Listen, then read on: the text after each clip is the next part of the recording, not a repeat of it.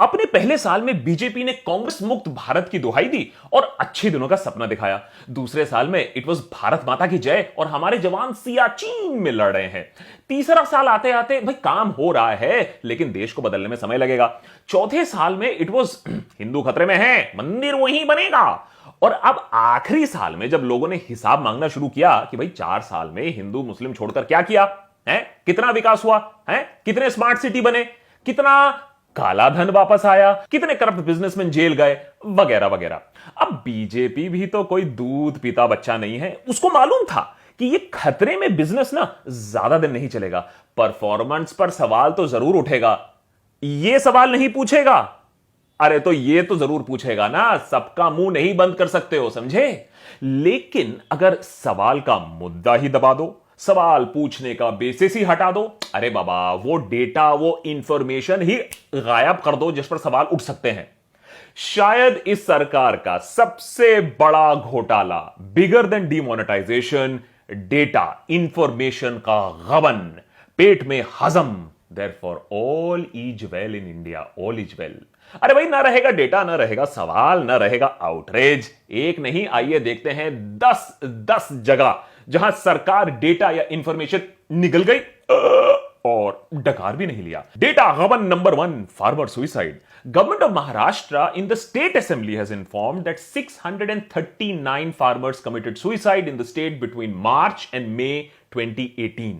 3 महीने 600 से ज्यादा सुइसाइड एक स्टेट में। अब आप समझ लीजिए कि why the government hasn't published farmer suicide data nationally from 2016, 2017, 2018 की तो बात ही नहीं करें हैं। ऑफिशियल रीजन यह है कि टेक्निकल कुछ खराबियां हैं, लेकिन सरकार को भी यह मालूम है कि अगर फार्मर सुइसाइड डेटा बाहर आई तो किसान और आम इंसान साथ मिलकर सरकार को खेतों में ही गाड़ देगी। डेटा गबन नंबर 2, अनएम्प्लॉयमेंट।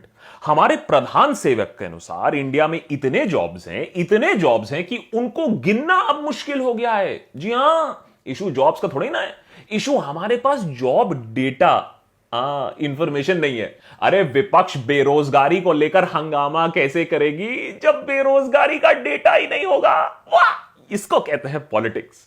जिस सरकार ने वायदा किया था कि हर साल 1 करोड़ से ज्यादा नए जॉब्स बनेंगे, वो सरकार आज ये मानने को तैयार नहीं है कि अनएम्प्लॉयमेंट बढ़ रही है। आपको पकौड़े तलवा देगी ये सरकार, लेकिन अनएम्प्लॉयड नहीं कहेगी। अब 3 महीने का एक्स्ट्रा टाइम मांगा है सरकार ने न्यू जॉब डेटा कलेक्ट करने के लिए, नंबर जैकअप करने के लिए। इसका मतलब है अगले 3 महीनों में बहुत सारा पकौड़ा तलने वाला है। डेटा गबन number 3, right to no information. हमारी सरकार काम में इतना बिजी है that it does not want to share information कि इतना अच्छा काम कर रही है, हम सिटीजन के साथ क्यों शेयर करें। अरे वैसे में भी आप और हम गूंगी डफर जनता को क्या फर्क पड़ता है? इसलिए हटाओ इस आरटीआई एक्ट को, कोई जरूरत नहीं है जनता को इतना कुछ बताने की। मोदी सरकार wants to limit the tenure of the state information commissioner, chief information commissioner, basically having the right to sack them. Also limit their salaries to basically ensure that उनको कंट्रोल कर सके अगर ज्यादा कोई फुद के तो है। घपला का डेटा ही अगर नहीं निकलने दोगे तो भाई देश में शांति ही तो रहेगी। सरकार ऐसा क्यों कर रही है भाई? आफ्टर ऑल आरटीआई को तो इंटरनेशनली एक गुड एक्ट, एक ट्रांसपेरेंट एक्ट माना गया था ना। Former central information commissioner CIC Shailesh Gandhi का यह कहना है that the move seems to be a fall out of the central information commission's order to respond to RTIs about the educational qualification of prime minister Narendra Modi.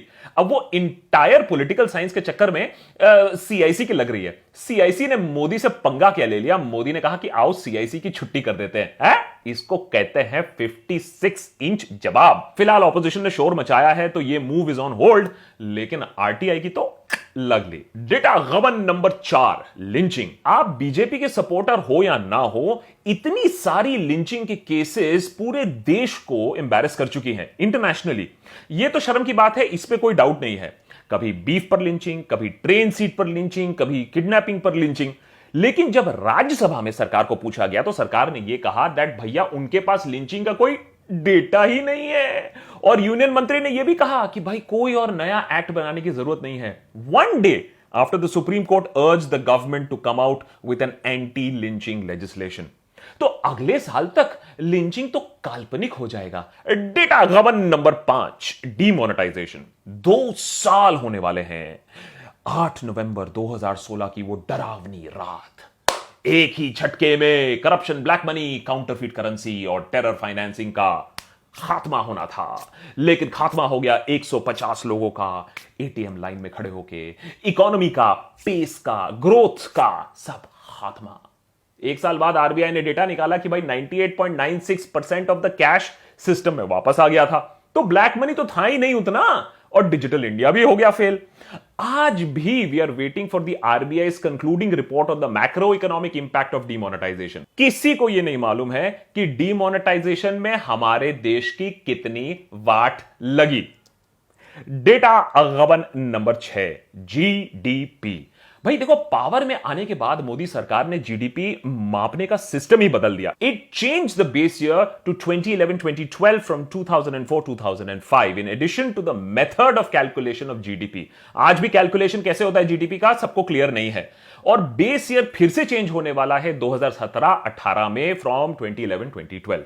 देखो math simple है, base year का growth ही लो होगा तो growth ज्यादा दिखेगा, माने ज्यादा दिखेगा चार्ट्स में, एड्स में, टीवी पे, इंटरनेट पे, मन की बात पे। सरकार को इसी से मतलब है, ग्राउंड पे क्या हो रहा है उससे कोई फर्क नहीं पड़ता है। लेकिन जब आप बेस ईयर ऐसे पिंग पोंग खेलते हो, then you have to release the back data, माने इस डेटा से उस साल में क्या होता। इकोनॉमिस्ट का यह मानना है कि यह बैक डेटा यह भी दिखाएगी दैट ग्रोथ, विकास was better under UPA 2 than Modi ji years. इसीलिए 2 बार बोलकर भी बैक डेटा रिलीज नहीं हुआ है। कैसे मान ले कि GDP growth is also a जुमला है? ये तो डेटा गबन चोरी नहीं है, ये तो डकैती है। डेटा गबन नंबर 7, न रहेगा डेटा देने वाला, न रहेगा डेटा। 31 जनवरी 2018 को टीसीए अनंत रिटायर हो गए। He was the chief statistician of India. अरे सारे आंकड़े, नंबर, डेटा, चार्ट, रिपोर्ट्स इन्हीं के ऑफिस से आते हैं।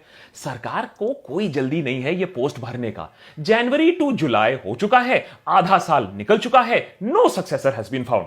और आज अगर नाम निकल भी आया, it will be months before the name is approved, it is cleared by the PMO and the person can join to work.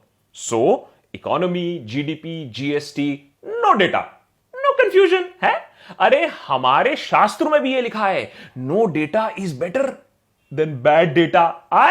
इसको कहते हैं चाणक्य नीति, जो खराब नंबर दे उसी को खराब कर दो।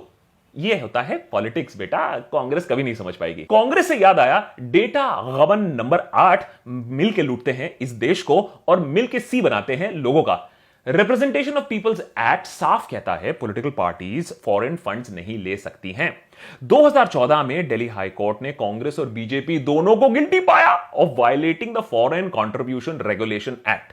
तो क्या मार्च 2018 में सरकार ने एक बिल पास कर दिया without debate, without discussion, that exempts political parties from scrutiny of the funds that they have received from abroad since 1976।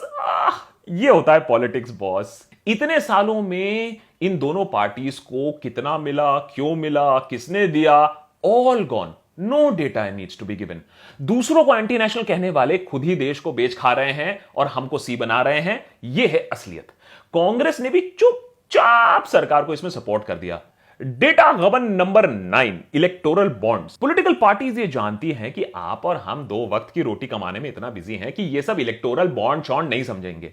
ये बॉन्ड वो चीज है जिससे बड़े बड़े लोग बड़ी बड़ी पार्टी को बड़े बड़े डोनेशन देते हैं और किसी को कानो कान खबर नहीं चलता है कि किसने कितना पैसा दिया और क्यों दिया। और ये सब कहा जाता है, ये सब किया गया है ट्रांसपेरेंसी के नाम पर है। लेकिन Quint revealed that electoral bonds have hidden alphanumeric numbers printed on them to track down the link between the donor and the political parties. Normal eyes को यह नहीं दिखता है, आपको और हमको यह नहीं दिखता है। यह नंबर सिर्फ सरकार को पता चलता है। इलेक्शन फंडिंग का पैसा किसने किसको दिया, जिससे सरकार भी लोगों को टाइट कर सके। यह है असली डेटा और सरकार को मालूम है असली डेटा का इंपॉर्टेंस और उसको कैसे निकालना। डेटा गबन नंबर 10, आधार। पूरी राम कथा चल रही है, Aadhaar is good, Aadhaar is bad, SC पे सवाल है, गवर्नमेंट विकास की दुहाई दे रहा है, लेकिन यह किसी को क्लियर नहीं है कि सरकार आधार डेटा का कर क्या रही है? कितना डेटा निकलता है, कितना लीक होता है, हमारे लाइफ पे उसका इंपैक्ट कितना होता है, बड़ी बड़ी कंपनियों को कितना डेटा जा रहा है। It's all a data black hole. हम डेटा देते हैं और डेटा खिंच रहा है। गवर्नमेंट हर दिन बोलती है कि Aadhaar data is rock solid, it is safe, और हर दिन एक अखबार में रिपोर्ट आता है कि कैसे आधार डेटा लीक हुआ, कैसे लोगों का बैंक अकाउंट हैक हुआ यूजिंग आधार डिटेल्स। बेसिकली सरकार यह कह रही है हमारा डेटा स्पेशल है, किसी को नहीं देंगे तुम्हारा डेटा। अरे सिटीजन का डेटा फ्री में है, बांटो इसको। My data is my data, your data is not your data. याद रखना अगले 9 महीने में इनमें से कितना सारा डेटा बाहर आएगा, नो वन नोज। लेकिन अगर यह डेटा बाहर आया, it will have a major impact on the elections. लेकिन स्वच्छ भारत कैंपेन चल रहा है, सारा डेटा स्वच्छ हो रहा है, under the carpet, clean out. No data is the greatest data. अरे ऑपोजिशन भी सो रही है भाई। अरे देखो 2G, कोलगेट, CWG, इतना सारा डेटा देख के ना राहुल गांधी भी कह रहा है भाई देखो स्क्रू दिस डेटा, जाने दो, मैं ऐसे कुछ और कर लूंगा। This is why at the end of the day we the voters, we the citizens are screwed. We cannot even इवन डिसाइड। अरे हम डिसाइड नहीं कर सकते सरकार ने काम किया या नहीं किया based on data. That is why the only data that we have is मंदिर वहीं बनेगा। लेकिन अगली बार आपके साथ कोई हिंदू मुसलमान करे तो कम से कम यह पूछ लीजिएगा कि दाता को छोड़ो, डेटा का भी तो कुछ बताओ। है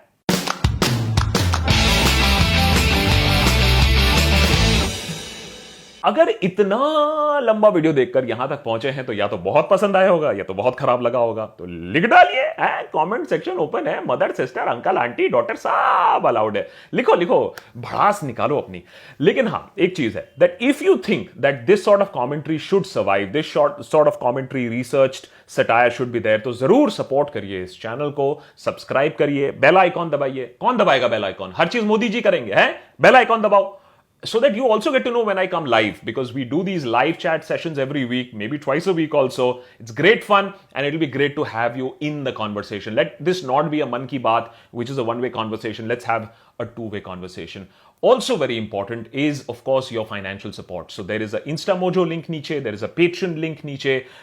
Click on that link so that you can be part of the inner circle. The inner circle allows you to ask me questions, suggest topics. We can actually contribute on research material, and that is what takes this channel forward. And of course, there's tons of videos. Do have a look at all the other video material. There's a lot of fun stuff here. Politics itna boring nahi hai, itna fun bhi ho sakta hai. Do have a look at that. So have a look at the video, subscribe to Patreon, and of course, subscribe to the channel. Press the bell icon. Keep watching.